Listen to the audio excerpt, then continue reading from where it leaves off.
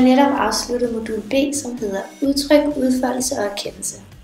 Vi startede med at have fælles introduktion til modulet, hvor vi blev præsenteret for de 3 mulige kursuser.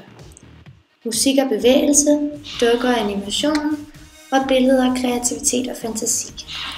Her fik vi en smagsprøve på, hvad de 3 kurser stod for. Vi lavede blandt andet dukker og toiletmosaik. Vi blev derefter fordelt på holdene, og vi kom på billeder, kreativitet og fantasi. Vi har under kursuset fået afprøvet en masse forskellige måder at udtrykke os æstetisk på.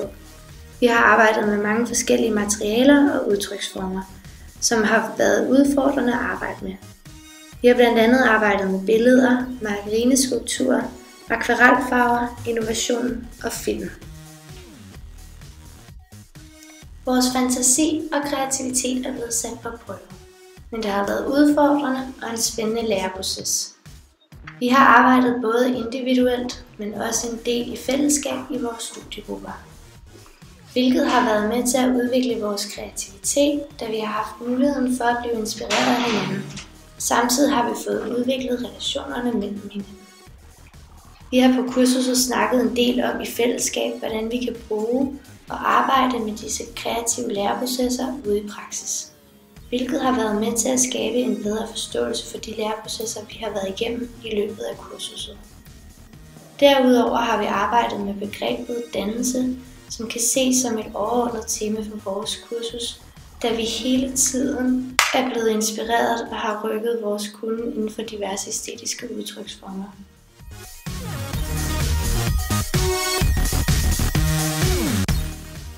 Vi har arbejdet en del med vores finmotorik, vores sanser og vores følelser, blandt andet da vi ud af margarine skulle forme skulpturer.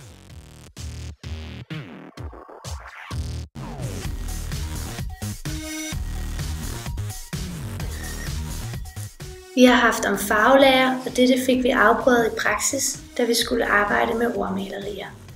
Her kunne vi selv vælge et ord, en sætning eller et citat, der gav udtryk for vores følelser eller vores holdninger. Dette kan være en god måde at komme ud med sine følelser på, hvis man måske har svært ved at snakke om dem til hverdag. Til slut i forløbet havde vi fokus på digital mediering, hvor vi i samarbejde skulle lave en film med de kreative produkter, som vi har lavet igennem hele kursuset. Heriblandt vores margarinefigurer, bordmalerier og billeder af os selv. Her fik vi afprøvet vores digitale kompetencer og samarbejdsevner.